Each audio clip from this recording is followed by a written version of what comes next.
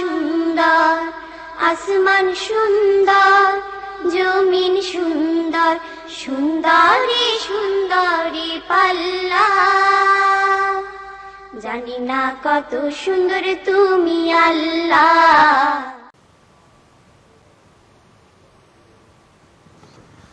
আসসালামু আলাইকুম রহমতুল্লাহি ওয়া বারাকাতুহু। প্রিয় ভাই বোনেরা, দীর্ঘদিন পেরিয়ে আমরা আবার আমাদের প্রিয় অনুষ্ঠান জীবন জিজ্ঞাসা আপনাদের সামনে হাজির হতে পেরেছি। এই জন্য মহামনিবের দরবারে মস্তক অবনত চিত্তে শুকরিয়া আদায় করছি, পড়ছি শুকরিয়ার মহান তসবিহ আলহামদুলিল্লাহ। আশা করছি আপনারা সবাই সুস্থ আছেন, সুন্দর আছেন এবং যথারীতি ঈমান চর্চারত আছেন। প্রিয় ভাই বোনেরা, চলে যাচ্ছি আমাদের প্রিয় শেখের কাছে, জেনে নিচ্ছি ওনার কুশলাদি। ওয়ালাইকুম আসসালাম ওয়া রাহমাতুল্লাহি ওয়া বারাকাতুহু। আলহামদুলিল্লাহ, মহান রব্বুল আলামিনের শুকরিয়া আদায় করছি। আল্লাহ তাআলা আজকে আমাদেরকে জীবন জিজ্ঞাসা লাইভ প্রোগ্রামে একত্রিত হওয়ার সুযোগ দিয়েছেন। মহামনিবের দরবারে আমাদের শুকরিয়া। আল্লাহ তাআলা যেন আমাদের এই প্রোগ্রামটিকে কবুল করেন এবং আমাদের জীবনকে সুন্দরের পথে, সাবলীলতার পথে এবং সুন্দরের পথে অগ্রসর করার তৌফিক দান করেন। সেই সাথে যারা জীবন জিজ্ঞাসার সাথে জড়িত আছেন বিভিন্নভাবেই, আল্লাহ তাআলা সবার জীবনকে যেন সুখী করেন, সমৃদ্ধ করেন, দুনিয়া এবং আখিরাতের কল্যাণের পথে তাদেরকে রাখেন, সেই প্রত্যাশা আমাদের থাকবে।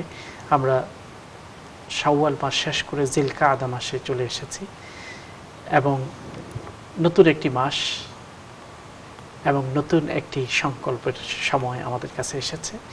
কাজেই আমরা এই নতুন মাসটিকে আল্লাহর ইবাদতের মাধ্যমে অতিবাহিত করার চেষ্টা করব এবং সকল ধরনের গুনাহ থেকে নিজেদেরকে বিরত রাখার চেষ্টা করব। আল্লাহ যেন সেই তৌফিক আমাদেরকে দান করেন। আমিন। যথারীতি আমাদের পৃথিবী নামক এই ছোট্ট গ্রহে নানা রকম পজিটিভ নেগেটিভ ঘটনা ঘটেই চলছে। সো আমরা যেগুলো আমাদের জন্য মুসিবতের, আর সেগুলো থেকে পানা চেয়ে নিচ্ছি শুরুতেই, আর যেগুলো আমাদের জন্য কল্যাণকর, আল্লাহ যেন সেগুলো আমাদের জন্য সহজ করে দেন, এই তৌফিক কামনা করে শুরু করছি প্রশ্নোত্তর। ফেসবুকে বেশ কিছু ইন্টারেস্টিং প্রশ্ন আমাদের সামনে এসছে। একটি হচ্ছে, যারা আমরা প্রবাসে থাকি তাদের জন্য একটু কমন এবং আমাদের ভেতরকার লোভ লালসাগুলো এর মাধ্যমে ফুটে উঠছে। সেটি হচ্ছে, এক ভাই বলছেন উনি ইটালি থেকে ফোনে বিয়ে করেছেন। তো উনি ফোনে বিয়ে করার পরে এখন দেশে গেছেন, 3 ইয়ার্স স্ত্রীকে দেখেননি, তাদের ভিতর কোনো স্বামী স্ত্রী সুলভ আচরণও হয়নি বা সম্পর্ক হয়নি। এখন ওনার শাশুড়ি বলছেন যে ওনার ওয়াইফ ডিভোর্স চায়। তো ওনার কাছে বিষয়গুলো একটু মিস্টেরিয়াস লাগছে। তো এখন উনি আসলে বুঝতে পারছেন না, ওয়াইফের সাথে ওনার কথা হয় না, বাংলাদেশে গিয়ে দেখাও হয়নি। আমার কাছে একটু আসলে, তো উনি যেটা যতটুক দেখলাম যে উনি এরকম ঘটনা ঘটে, বাংলাদেশের অনেকগুলো আছে এরকম, যে এখানের যারা থাকে তাদেরকে বিয়ে করার নাম করে ফোনে পরে ডিভোর্সের নামে অনেকগুলো টাকা হাতিয়ে নেয়, সম্ভবত এরকম কিছু একটা মিন করতে যাচ্ছে। তো উনি বলছেন যে এই বিষয়টা যদি আমি বুঝে নিই, এখন আমি বুঝতে পারছি না যে হোয়াট হ্যাপেনিং, আমার কি মোহরানার টাকা যেটা আমি ফোনে রাজি হয়েছিলাম সেটা কি শাশুড়িকে দিয়ে দেবো কিনা বা দিয়ে দেওয়া উচিত হবে কিনা। এই জাতীয় প্রশ্ন প্রথমবারের মতো আমরা শুনতে পেয়েছি যে ফোনে বিবাহ হয়েছে এবং ফোনে বিবাহের পর স্ত্রীর সাথে কোনো যোগাযোগ ছাড়াই আবার ডিভোর্স চাওয়া হচ্ছে এবং মোহরের টাকা খোঁজা হচ্ছে।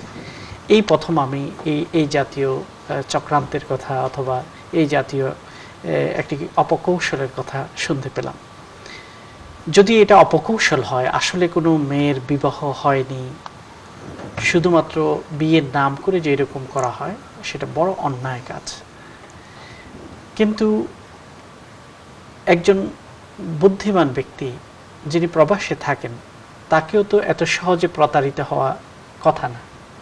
কারণ আপনি যখন কাউকে ফোনের মাধ্যমে বিবাহ করবেন, অবশ্যই আপনি তাকে যেহেতু সশরীরে দেখতে পাচ্ছেন না, আপনার নিকটস্থ আত্মীয়, পরিবারের সদস্য তারা দেখা উচিত, তাদের মাধ্যমে কথাবার্তা হওয়া উচিত। সব কিছু বিবেচনা করেই তো বিয়ে হবে। বিয়ে তো একটা ঠুনকো বিষয় না যে কারোর সাথে চ্যাটিং হলো, টেলিফোনে বিয়ে হয়ে গেল, এরকম হওয়ার তো কথা না। বিয়ে হচ্ছে একটা কংক্রিট একটা রিলেশনশিপ, একটি স্থায়ী একটি সম্পর্ক। বিবাহ এবং অন্যান্য সম্পর্কের মধ্যে পার্থক্য হলো এই, বিয়েটার কোনো নির্দিষ্ট মেয়াদ নেই, আনলিমিটেড, মৃত্যু পর্যন্ত এটা। এমনকি মৃত্যুর পরেও স্বামী এবং স্ত্রী কিয়ামতের ময়দানে জান্নাতে যখন যাবে তারা স্বামী স্ত্রী থাকবে। সেই হিসেবে একজন ঈমানদার তাকে বুদ্ধিমান হতে হবে। একজন ঈমানদার সহজেই একটা খপ্পরে পড়ে যাবে সেটা নয়। এই ঘটনার প্রেক্ষাপটে আমরা সবাইকে সতর্ক করছি যারা প্রবাসে থাকছেন বা যে যেখানেই আছেন, যে বিয়ের নামে যেন কোনো খপ্পরে কেউ না পড়েন, এই জাতীয় সুযোগ যেন আমরা করে না দিই। অথবা অনেক জায়গায় বিভিন্ন পত্রিকাতে আমরা তো দেখি যে সুন্দরী মেয়েদেরকে দেখিয়ে বিয়ে করানো হয়, অল্প সময়ের মধ্যে তালাক চেয়ে তার সব কিছুকে হাতিয়ে নেওয়া হয়। এই জাতীয় বিষয়গুলো তখনই হয় যখন আমরা পারিবারিকভাবে সেগুলোকে ব্যবস্থাপনা না করি। এই জন্য পরিবার একটি ইনস্টিটিউট, পরিবারকে অবজ্ঞা করে আমরা বিয়ে শাদীতে যখন যাব এই জাতীয় সমস্যাগুলো হতে পারে। মনে করেন আপনার পরিবার যদি সরাসরি দেখে শুনে এবং সব কিছু যাচাই বাছাই করে যদি বিয়ের সম্পর্কটাকে করে, নিশ্চয়ই এই জাতীয় ঘটনা ঘটার কথা নয়। এবার আমরা মূল প্রশ্নে আসি। মূল প্রশ্ন হলো এই ক্ষেত্রে তাকে মোহর দিতে হবে কিনা। এখন কথা হলো ডিভোর্স কেন চাচ্ছে তার কারণ দেখতে হবে, তার স্ত্রী কোথায় সেটা দেখতে হবে, এবং ডিভোর্স হওয়ার যদি কোনো ভ্যালিড কোনো কারণ থাকে তখন কোরআনের ভাষায় হাকাম অর্থাৎ কিছু মিডিয়েটরের মাধ্যমে অথবা মধ্যস্থতাকারীর মাধ্যমে এটাকে সাব্যস্ত করতে হবে আসলে কেন ডিভোর্স চাওয়া হচ্ছে। এবং যদি এটা কোনো ছেলের পক্ষ থেকে অবহেলা, অবজ্ঞা ইত্যাদি কারণে হয়, যেটার কারণে মেয়ে তালাক চাইতে পারে, এরকম কোনো কারণ যদি হয় তাহলে আপনাকে মোহর দিতে হবে। যদি স্বামী স্ত্রী হিসেবে কোনো সম্পর্ক না হয়, তার আগেই যদি কেউ মোহর ডিভোর্স হয়ে যায় তখন অর্ধেক মোহর দিতে হয়। আর যদি স্বামী স্ত্রীর সম্পর্ক স্থাপিত হওয়ার পরে তারপরে যদি কোনো কারণে যদি ডিভোর্স হয় তখন পরিপূর্ণ মোহর দিতে হয়। এখানে যেহেতু আপনি বলেছেন স্বামী স্ত্রীর সুলভ কোনো সম্পর্ক কায়েম হয়নি, কাজে এই প্রেক্ষাপটে অর্ধেক মোহর দিতে হবে, এবং তাও এটা যদি প্রতারণা হিসেবে প্রমাণিত হয় তাহলে তো আপনাকে মোহর দেওয়ার দরকার নেই। তবে দুই পক্ষের সাব্যস্তকারী ব্যক্তিদের মাধ্যমে এটাকে মীমাংসা করে নিতে হবে। ধন্যবাদ। দুনিয়া আল্লাহু আকবার। জীবন জিজ্ঞাসার 7 বছরের হিস্ট্রিতে আমরা এই ধরনের প্রশ্ন পাইনি। আমি আর কখনো এই জাতীয় ঘটনা শুনিও নি। প্রশ্ন হিসেবে তো না, আউটসাইডে শুনেছি, পত্রিকায় এইরকম যে করা হয় এরকম কিছু ঘটনাগুলো আসে আর কি। আরেকজন বোন প্রশ্ন করেছেন যে ওনার শ্বশুর শাশুড়ি, শ্বশুর হচ্ছে মানে অরিজিনালি শ্বশুর মারা গেছেন, পরে শাশুড়ি আরেক জায়গায় বিয়ে করেছেন, তার মানে তার স্বামীর বাবা, সৎ বাবা। তো উনি ওনার মা অনেক ঋণগ্রস্ত, অনেক কষ্টে আছে। তারা স্পেনে থাকে, বাট হ্যান্ড টু মাউথ, মানে চলছে তাদের দিন, ওরকম আহামরি কিছু নেই। কিন্তু ওনার আবার স্বর্ণের জাকাত আসে, জমা হয়ে গেছে প্রায় 70,000 টাকার মধ্যে। তো উনি শুনেছেন যে উনি নিজ থেকেই ওইটা দেন বোন, তো ওনার শাশুড়িকে উনি জাকাত দিতে পারবেন। তো এখন এটা কতটুকু ইসলাম সম্মত? যদি এই স্বর্ণের মালিক যদি তিনি হয়ে থাকেন, যে বোনটি প্রশ্ন রেখেছেন, এবং তিনি যদি জাকাত দিয়ে থাকেন তাহলে নিজের শাশুড়িকে জাকাত দিতে পারবেন। কারণ নিজের শাশুড়িকে দেখাশোনা করাটা এটা ছেলের দায়িত্ব। ছেলের বউ যদি তার জাকাত তার উপর ফরজ হয়ে যায় তখন ছেলের বউ তার শাশুড়িকে জাকাত দিতে পারে। সেই হিসেবে আপনি যে কথাটি শুনেছেন সেটা ঠিক আছে। আপনার শাশুড়ি যদি ঋণগ্রস্ত হয়, একদম ঋণগ্রস্ত মানুষকে আপনি জাকাতের অর্থ দিয়ে সহযোগিতা করতে পারেন। তারা যদি অভাবে থাকে এবং ঋণ পরিশোধের মতো তাদের কোনো ব্যবস্থা না থাকে তখন আপনি তাকে সহযোগিতা করতে পারবেন ইনশাআল্লাহ। জি, শেয়ারের বিষয়ে আমরা অনেকগুলো প্রশ্ন পেয়েছি, বাট কমন, কিন্তু তারপর ওনার হাজারিটা একটু কয়েকবার। তো উনি যেটা বলছেন যে উনি শুনেছেন ইলেকট্রনিক কোম্পানির শেয়ার হালাল, এটা তারা কি বোঝাচ্ছেন আমি অবশ্য ক্লিয়ার না। ইলেকট্রনিক কোম্পানির শেয়ার হালাল, বাকিগুলো হারাম উনি শুনেছেন। এখন এটা সম্পর্কে একটু জানতে চাই, কিছু ইনভেস্ট উনি করতে চায়। আরেকটি প্রশ্ন আছে, সেটি হচ্ছে আরিফ মোহাম্মদ সুদাইস, ওনার ছেলে হয়েছে, নাম রেখেছেন। এটা ঠিক আছে কিনা? প্রথম প্রশ্নটি যেটা আছে যে শেয়ার কেনা বা শেয়ার ব্যবসা করা, ওই সব কোম্পানিগুলো শেয়ার কেনা যেতে পারে যেসব কোম্পানিগুলোতে হালাল বিজনেস হয়।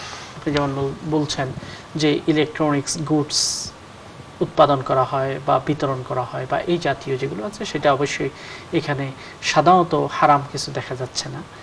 এই জাতীয় যদি কোনো প্রোডাক্ট উৎপাদনকারী কোনো কোম্পানিতে আপনার শেয়ার যদি আপনি কিনে থাকেন, তাতে অসুবিধা নেই। অন্য সবগুলো হারাম এই কথাও সঠিক নয়, কারণ অনেক কিছু আছে হালাল খাবার প্রোডাক্ট তৈরি হয়, সেগুলোতে সেসব কোম্পানিতে শেয়ার কেনা যেতে পারে। তবে অ্যালকোহল উৎপাদন হয়, বিতরণ হয়, এই জাতীয় যে সবগুলো আছে সেগুলো হারাম, অথবা অন্য কোনো হারাম প্রোডাক্ট সাথে জড়িত যদি হয়, সেগুলো উচিত হবে না।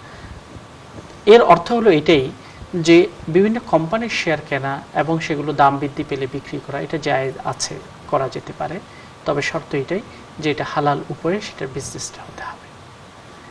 আর আপনি যে নামের কথা বলেছেন সেখানে অনেকগুলো নাম আপনি একসাথে করেছেন, আরিফ, মোহাম্মদ, সুদাইস সম্ভবত। জি, আরিফ বানান হচ্ছে AREEB। আরিফ, আরিফ, আরিফ, মোহাম্মদ, সুদাইস, এতগুলো নাম না রাখার পরামর্শই আমরা দেব। কারণ আপনি যখন অনেকগুলো নাম রাখেন, যেমন আরিফ একটি শব্দ, একটি নাম, মোহাম্মদ আরেকটি শব্দ, সুদাইস আরেকটি শব্দ, তখন এতে করে অনেক কনফিউশন তৈরি হয়। কেউ চিনবে আরিফ হিসেবে, কেউ চিনবে সুদাইস হিসেবে। তো এই জন্য এত নাম না রেখে একটি শব্দে বা একটি নাম রাখা দরকার। একজন মানুষের নাম যেমন আবদুল্লাহ একটি, আব্দুর রহমান অথবা মুহাম্মদ অথবা আরিফ অথবা সুদাইস, এরকম একটি নাম হওয়া দরকার। পাশাপাশি আপনার বাবার নামকে আপনার সারনেম হিসেবে আপনি যুক্ত করতে পারেন, এটাই করাটাই উত্তম। তবে যে শব্দগুলো আপনি বলেছেন সেগুলো সুন্দর শব্দ, সেগুলো নামকরণ করা যেতে পারে। জি, আমরা চলে যাচ্ছি কলারের কাছে, দেখি কে আছেন আমাদের সাথে। আসসালামু আলাইকুম। আসসালামু আলাইকুম। ওয়ালাইকুম আসসালাম, আপনার প্রশ্ন বলেন। আমার একটা প্রশ্ন হচ্ছে, জি। এই আমার জোহাতের বইটা কোন কোন জিনিস লাগাতে হয়? আর কোনো একটা আমার আইতে করি একটা টয়লেটের লাগে বানাইটা, আমি তাই টয়লেট কার্য করতাম বাড়ির জোগাতের বইটা দিয়ে। আপনার কিরকম আত্মীয়? আমার বোনও গরিব আছে, উনি আমাকে আবেদন করছিল যে একটা টয়লেট বানাইয়া দিবার লাগে আর কি, গাতর ওইটা ইত্যাদ লাগাই যায়নি ওইটা। ঠিক আছে, বুঝতে পেরেছি। ওকে, চলে যাচ্ছি। ওয়ালাইকুম আসসালাম। ধন্যবাদ আপনাকে এই প্রশ্নটি আমাদের কাছে পেশ করার জন্য। আপনি যে প্রশ্ন করেছেন তাতে দুটি অংশ রয়েছে। এক নম্বর অংশে আপনি জিজ্ঞাসা করেছেন কোন কোন খাতে জাকাত ব্যয় করা যায়। জাকাত ব্যয় করা যায়, আল্লাহ তাআলা নিজেই বলে দিয়েছেন 8টি খাতে জাকাত বিতরণ করা যায়। সূরা তাওবাতে আল্লাহ তাআলা বর্ণনা করেন, লিল ফুকারা, ফকির যারা আছে তাদেরকে দেওয়া যায়, মিসকিন 2 নাম্বার। ফকির এবং মিসকিনের মধ্যে পার্থক্য হলো ওই ব্যক্তিদেরকে জাকাত দেয়া যায় যাদের কিছুই নেই, অথবা কিছু আছে কিন্তু সেটা দিয়ে তাদের পরিবার চালাতে পারে না, জীবন যাপন করতে পারে না, অসুবিধায় পড়ে, তাদেরকে জাকাত দেওয়া যায়। আর এরপরেও আরো বিভিন্ন খাত আছে, যেমন ঋণগ্রস্ত গরিব মানুষকে জাকাত দেওয়া যেতে পারে। তারপরে যারা জাকাত উত্তোলনের কাজে নিয়োজিত আছে সেখান থেকে তাদেরকে জাকাত থেকে বেতন দেওয়া যেতে পারে। তেমনিভাবে ফি সাবিলিল্লাহ জাকাত দেওয়া যেতে পারে, অর্থাৎ আল্লাহর রাস্তায় আল্লাহর দ্বীনকে প্রচারের জন্য যারা যুদ্ধ, জিহাদ অথবা দাওয়া কাজ করছে, এই জাতীয় ক্ষেত্রে জাকাতের অর্থকে ব্যয় করা যেতে পারে। এগুলো হচ্ছে জাকাত ব্যয়ের খাত। আর আপনি জানতে চেয়েছেন আপনার বোন অত্যন্ত গরিব, তার টয়লেট বানানো দরকার, এখন জাকাতের পয়সা দিয়ে সেটা করে দেয়া যাবে কিনা। উত্তর হলো, তিনি যদি বাস্তবেই গরিব হয়, তিনি স্বাবলম্বী নয়, তার রোজগার নেই, অথবা থাকলেও সেটা যথেষ্ট নয়, তখন আপনি তাকে জাকাত দিতে পারেন। সেই জাকাতের অর্থ তিনি যে কোনো কাজেই লাগাতে পারেন, তার প্রয়োজনীয় যে কোনো কাজে, ঘর বানানো, টয়লেট বানানো, কারণ টয়লেট বানানো সেটাও একটা প্রয়োজনীয় কাজ, মানুষের বেসিক নিডসের একটা বেসিক নিডস। কাজে সেটাতে আপনার বোন যদি ব্যবহার করে, তিনি ব্যবহার করতে পারেন।